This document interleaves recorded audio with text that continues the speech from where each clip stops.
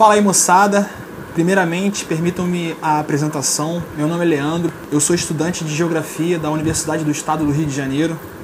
E tem uma coisa que está acontecendo no nosso país, no nosso mundo, no nosso país especificamente, que está me preocupando bastante. Hoje eu vim falar da água. Primeira coisa que eu queria falar, o que está acontecendo em São Paulo, essa escassez de água potável, de água doce para o consumo e para outras finalidades, não é um problema pontual, como a Sabesp está falando, como o governo está falando. A mídia, ela não repassa para a população, para a sociedade, o que está acontecendo de fato. O que está acontecendo é uma seca que está acontecendo no mundo todo. E a tendência é piorar.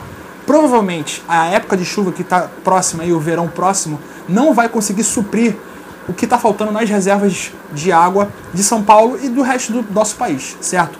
A minha primeira crítica começa nos livros de geografia, nos livros de biologia, nos livros de ecologia.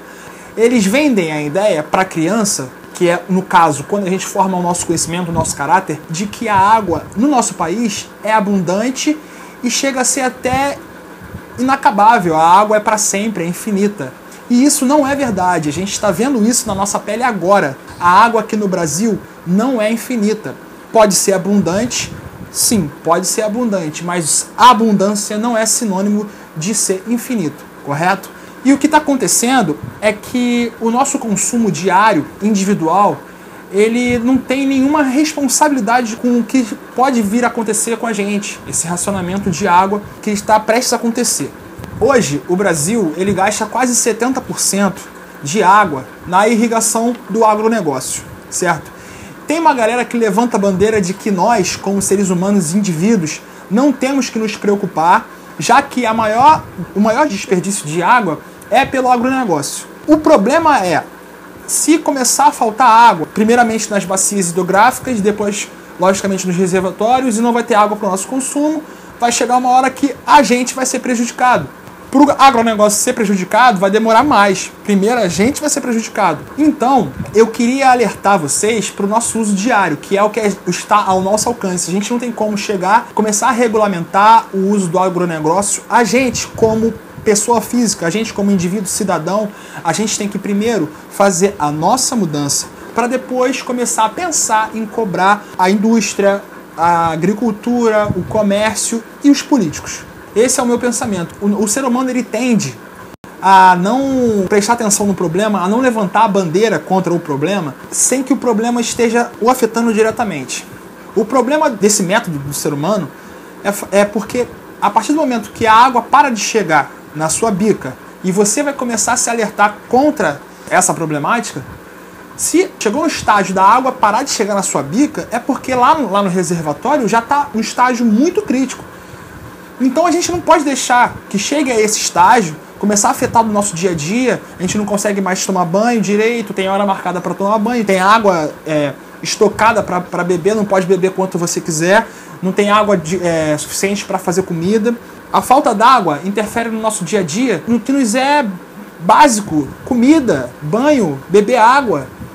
Imagina daqui a 30 anos, vamos botar aí, 40 anos, a gente tem que escolher entre fazer comida, beber água ou tomar banho. A gente só tem uma quantidade de água e a gente tem que escolher entre esses três. Olha que vida. Vocês querem passar por isso? Isso é muito ruim, isso é muito ruim.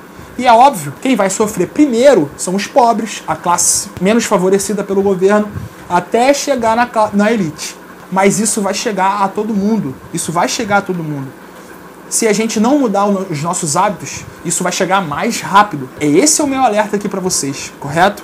Eu separei algumas formas de economia de água no nosso dia a dia que a gente pode fazer com as nossas atitudes, a nossa rotina no dia a dia.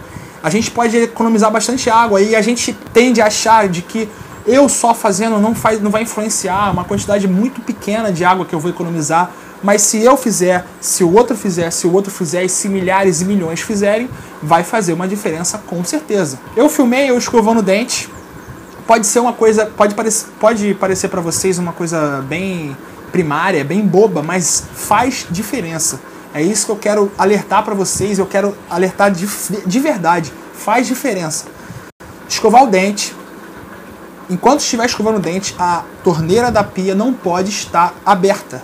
A quantidade de água que é desperdiçada enquanto você está escovando o dente é uma quantidade de água que, se for economizada por muitas pessoas, faz uma diferença muito grande.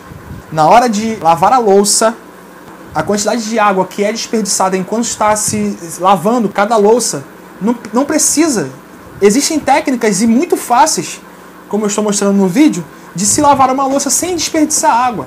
Hoje, 783 milhões de pessoas vivem sem acesso à água limpa. Essa questão da água limpa também é bastante importante. Não adianta ter água se a água não é potável para o nosso consumo.